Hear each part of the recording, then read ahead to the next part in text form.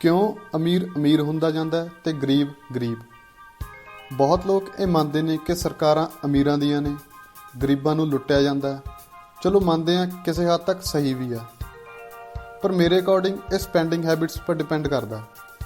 ਇਸੇ ਕਰਕੇ ਲੋਟਰੀ ਜਿੱਤਣ ਵਾਲਾ ਕੁਝ ਸਾਲਾਂ ਬਾਅਦ ਆਪਣੀ ਪਹਿਲਾਂ ਵਾਲੀ ਸਿਚੁਏਸ਼ਨ ਪਰ ਆ ਜਾਂਦਾ। ਆਓ ਜਾਣਦੇ ਹਾਂ ਕੁਝ ਇੰਪੋਰਟੈਂਟ ਪੁਆਇੰਟਸ ਜਿਨ੍ਹਾਂ ਕਰਕੇ ਰਿਚ ਹੁੰਦਾ ਜਾਂਦਾ। Welcome to rich robust, be rich, strong and healthy. Rich know the difference between assets and liabilities. Asset ਦਾ ਮਤਲਬ ਜਿਸ ਨਾਲ ਤੁਹਾਡੀ ਜੇਬ 'ਚ ਪੈਸੇ ਆਉਂਦੇ ਨੇ, ਤੇ ਲਾਇਬਿਲਿਟੀਜ਼ ਹੈ ਤੁਹਾਡਾ ਖਰਚਾ ਜਿਸ ਨਾਲ ਜੇਬ ਵਿੱਚੋਂ ਪੈਸੇ ਬਾਹਰ ਆਉਂਦੇ ਨੇ। ਰਿਚ ਨੂੰ ਆਪਣੇ ਐਸੈਟ ਤੇ ਲਾਇਬਿਲਿਟੀਜ਼ ਦਾ ਫਰਕ ਪੂਰੀ ਤਰ੍ਹਾਂ ਪਤਾ ਹੁੰਦਾ। ਜਿਵੇਂ ਬਹੁਤ ਲੋਕ ਮੰਨਦੇ ਨੇ ਕਿ ਘਰ ਇੱਕ ਐਸੈਟ ਹੈ, ਪਰ ਰਿਚ ਇਹ ਜਾਣਦੇ ਨੇ ਕਿ ਉਹ ਐਸੈਟ ਨਹੀਂ, ਲਾਇਬਿਲਿਟੀ ਹੈ, ਕਿਉਂਕਿ ਉਹ ਪੈਸਾ ਬਣਾ ਕੇ ਨਹੀਂ ਦਿੰਦਾ, ਸਗੋਂ ਖਰਚਾ ਕਰਾਉਂਦਾ। ਅਮੀਰ ਲੋਕਾਂ ਦੇ ਮਲਟੀਪਲ ਸੋਰਸਿਸ ਆਫ ਇਨਕਮ ਜਾਂ ਐਸੈਟਸ ਜ਼ਿਆਦਾ ਹੋਣ ਕਰਕੇ ਜੇਬ 'ਚ ਪੈਸਾ ਜ਼ਿਆਦਾ ਆਉਂਦਾ ਤੇ ਉਸ ਦੇ ਮੁਕਾਬਲੇ ਨਿਕਲਦਾ ਬਹੁਤ ਘੱਟ ਹੈ, ਭਾਵੇਂ ਉਹ ਜਿੰਨਾ ਵੀ ਖਰਚਾ ਕਰਨ। ਇਸ ਦੇ ਉਲਟ ਪੂਅਰ ਕੋਲ ਐਸੈਟਸ ਘੱਟ, ਲਾਇਬਿਲਿਟੀਜ਼ ਜ਼ਿਆਦਾ ਹੁੰਦੀਆਂ। It's not how much money you make, it's how much money you keep. Mistakes make the rich richer. ਆਪਾਂ ਸਭ ਨੂੰ ਸਕੂਲ ਵਿੱਚ ਸਿਖਾਇਆ ਕਿ ਮਿਸਟੇਕ ਨਹੀਂ ਕਰਨੀ ਹੈ ਤੇ ਫੇਲ ਨਹੀਂ ਹੋਣਾ। ਗਲਤੀਆਂ ਦੀ ਹਮੇਸ਼ਾ ਸਜ਼ਾ ਮਿਲਦੀ ਆਈ ਹੈ ਤੇ ਆਪਾਂ ਨੂੰ ਉਮਰ ਭਰ ਇਹੀ ਸੁਭਾਅ ਪੈ ਜਾਂਦਾ ਜਿਸ ਨਾਲ ਆਪਾਂ ਰਿਸਕ ਲੈਣ ਤੋਂ ਡਰਦੇ ਹਾਂ ਤੇ ਸੇਫ ਸਾਈਡ ਜਾਣੀ ਜੌਬ ਸਿਕਿਉਰਿਟੀ ਨੂੰ ਚੂਜ਼ ਕਰਦੇ ਹਾਂ। ਪਰ ਰਿਚ ਇਸ ਦੇ ਉਲਟ ਸੋਚਦੇ ਨੇ। ਉਹ ਆਪਣੀਆਂ ਤੇ ਦੂਜਿਆਂ ਦੀਆਂ ਗਲਤੀਆਂ ਤੋਂ ਸਿੱਖ ਕੇ ਤੇ ਜਿੰਨਾ ਹੋ ਸਕੇ ਰਿਸਕ ਨੂੰ ਮਿਨੀਮਾਈਜ਼ ਕਰਦੇ ਨੇ। ਕੋਈ ਵੀ ਬੰਦਾ ਪਰਫੈਕਟ ਨਹੀਂ ਹੁੰਦਾ। ਮਿਸਟੇਕਸ ਨੂੰ ਓਵਰਕਮ ਕਰਕੇ ਇੰਪਰੂਵਮੈਂਟ ਜ਼ਰੂਰ ਹੋ ਸਕਦੀ ਹੈ।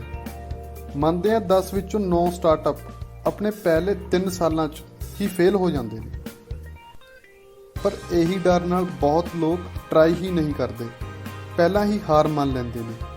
ਇਸ ਕਰਕੇ ਦੁਨੀਆ ਵਿੱਚ ਸਿਰਫ 10% ਲੋਕ ਹੀ ਵੈਲਦੀ ਨੇ ਤੇ 90% ਬਾਹਰ ਖੜੇ ਅੰਦਾਜ਼ੇ ਹੀ ਲਾਉਂਦੇ ਨੇ।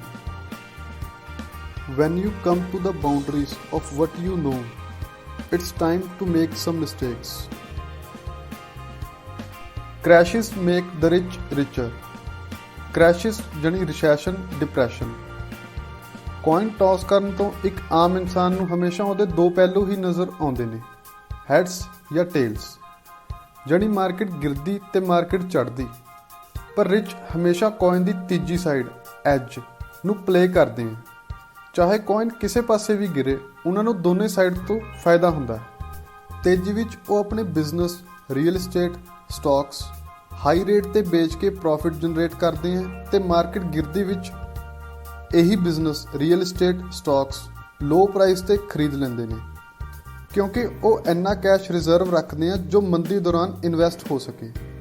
ਵਾਰਨ ਬਫੇ ਦੀ ਕੰਪਨੀ ਬਰਕਸ਼ਾਇਰ ਹੈਥਵੇ ਦਾ cash reserve 128 billion US dollar ਹੈ ਤੇ ਐਪਲ ਦਾ 117 ਬਿਲੀਅਨ ਡਾਲਰ ਹੈ।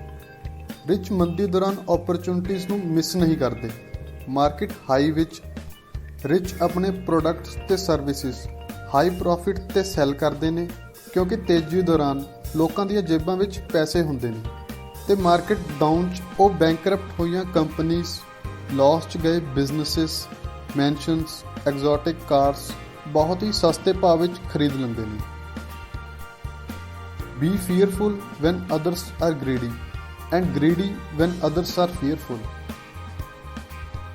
Texas make the rich richer. Tax ਇੱਕ ਅਜਿਹਾ ਸਬਜੈਕਟ ਹੈ ਜਿਸ ਨੂੰ ਮਿਡਲ ਤੇ ਲੋਅਰ ਕਲਾਸ ਪੂਰੀ ਤਰ੍ਹਾਂ ਇਗਨੋਰ ਕਰਦੀ ਹੈ, ਪਰ ਰਿਚ ਇਸ ਦੇ ਮਾਸਟਰਸ ਹੁੰਦੇ ਨੇ।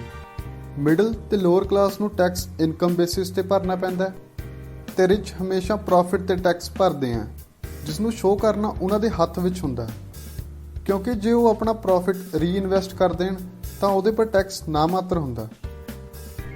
ਅਸਲ ਵਿੱਚ ਜ਼ਿਆਦਾ ਟੈਕਸ ਉਦੋਂ ਪੈਂਦਾ ਜਦੋਂ ਕਿਤੇ ਆ ਕੇ ਪੈਸਾ ਰੁਕ ਜਾਂਦਾ। ਇਸੇ ਕਰਕੇ ਟੈਕਸ ਦਾ ਜ਼ਿਆਦਾ ਭਾਰ ਹਮੇਸ਼ਾ ਕੰਜ਼ਿਊਮਰ ਝੱਲਦੇ ਨੇ ਤੇ ਪ੍ਰੋਡਿਊਸਰਸ ਆਪਣਾ ਟੈਕਸ ਕੰਜ਼ਿਊਮਰ ਤੇ ਹੀ ਪਾ ਦਿੰਦਾ। ਜਿਵੇਂ ਮੈਕਡੋਨਲਡਸ ਬਰਗਰ ਹੁੰਦਾ ਤਾਂ 39 ਦਾ, ਪਰ ਨੈਟ ਅਮਾਊਂਟ 50 ਦੀ ਹੁੰਦੀ ਹੈ। He who has the gold makes the rules. Government rich ਨੂੰ ਟੈਕਸ ਇਨਸੈਂਟਿਵਸ ਦਿੰਦੀ ਹੈ ਕਿਉਂਕਿ ਉਹ ਲੱਖਾਂ ਬੰਦਿਆਂ ਨੂੰ ਜੌਬਸ ਪ੍ਰੋਵਾਈਡ ਕਰਦੇ ਨੇ ਤੇ ਉਹ ਗਵਰਨਮੈਂਟ ਪ੍ਰੋਜੈਕਟਸ ਹੈਂਡਲ ਕਰਦੇ ਨੇ ਜਿਸ ਨਾਲ ਗਵਰਨਮੈਂਟ ਤੇ ਰਿਚ ਦੋਨਾਂ ਦਾ ਫਾਇਦਾ ਹੁੰਦਾ। That make the rich richer. Middle ਤੇ ਲੋਅਰ ਕਲਾਸ ਜਾਂ ਤਾਂ ਲੋਨ ਲੈਣ ਤੋਂ ਡਰਦੇ ਆ ਜਾਂ ਫਿਰ ਘਰ, ਕਾਰ, ਟੀਵੀ, ਸਮਾਰਟਫੋਨ ਜਾਂ ਹੋਰ ਲਾਇਬਿਲਿਟੀਜ਼ ਤੇ ਲੈਂਦੇ ਨੇ ਜਿਨ੍ਹਾਂ ਦਾ ਮੁੱਲ ਲੰਦੀਸਾਰ ਘਟਣ ਲੱਗ ਜਾਂਦਾ ਤੇ ਉਹਨਾਂ ਦੀ ਜ਼ਿਆਦਾਤਰ ਕਮਾਈ ਇਹਨਾਂ ਦੀਆਂ ਕਿਸ਼ਤਾਂ 'ਚ ਲੰਘ ਜਾਂਦੀ ਆ। ਰਿਚ ਕਦੇ ਵੀ ਲੋਨ ਲੈਣ ਤੋਂ ਡਰਦੇ ਨਹੀਂ ਕਿਉਂਕਿ ਉਹ ਲੋਨ ਐਸੈਟਸ ਲੈਣ ਲਈ ਲੈਂਦੇ ਨੇ ਤੇ ਉਹਨਾਂ ਦੀਆਂ ਕਿਸ਼ਤਾਂ ਉਹਨਾਂ ਦਾ ਐਸੈਟ ਭਰਦਾ, ਉਹ ਆਪ ਨਹੀਂ ਭਰਦੇ। ਜਿਵੇਂ ਉਹਨਾਂ ਨੇ ਲੋਨ ਤੇ ਗੋਡਾਊਨ ਲੈ ਲਿਆ ਤੇ ਰੈਂਟ ਤੇ ਦੇ ਦਿੱਤਾ, ਹੁਣ ਉਹ ਲੋਨ ਰੈਂਟ ਦੇ ਪੈਸਿਆਂ ਨਾਲ ਉਤਰ ਜਾਵੇਗਾ, ਉਸ ਤੋਂ ਬਾਅਦ ਉਹਨਾਂ ਨੂੰ ਗੋਡਾਊਨ ਦੀ ਕਮਾਈ ਵੀ ਸ਼ੁਰੂ ਹੋ ਜਾਵੇਗੀ। ਤੇ ਦੂਜੀ ਗੱਲ, ਲੋਨ ਤੇ ਲਏ ਪੈਸੇ ਟੈਕਸ ਫ੍ਰੀ ਹੁੰਦੇ ਨੇ, ਇਸੇ ਕਰਕੇ ਕਈ ਬੜੀਆਂ ਕੰਪਨੀਆਂ ਦੀ ਕੈਸ਼ ਰਿਜ਼ਰਵ ਜ਼ਿਆਦਾ ਤੇ ਡੈਟ ਘੱਟ ਹੁੰਦਾ। ਜੇ ਡੈਟ ਲਾਇਬਿਲਿਟੀਜ਼ ਪਰ ਵਰਤਿਆ ਜਾਵੇ ਤਾਂ ਬਹੁਤ ਹੀ ਰਿਸਕੀ ਸਾਬਿਤ ਹੋ ਸਕਦਾ। ਮਿਡਲ ਤੇ ਲੋਅਰ ਕਲਾਸ ਲੋਨ ਲੈ ਕੇ ਬਿਜ਼ਨਸ ਕਰਨ ਨੂੰ ਬਹੁਤ ਰਿਸਕੀ ਸਮਝਦੇ ਨੇ, ਕਿਸੇ ਹੱਦ ਤੱਕ ਰਿਸਕ ਹੁੰਦਾ ਵੀ ਹੈ, ਪਰ ਕਰਜ਼ ਤੇ ਕ੍ਰੈਡਿਟ ਕਾਰਡ ਤੇ ਸ਼ਾਪਿੰਗ ਕਰਨ ਵਿੱਚ ਸ਼ੇਖੀ ਸਮਝਦੇ ਨੇ ਜੋ 100% ਰਿਸਕੀ ਹੈ। That is like a loaded gun. A loaded gun can save your life, but it can also kill you.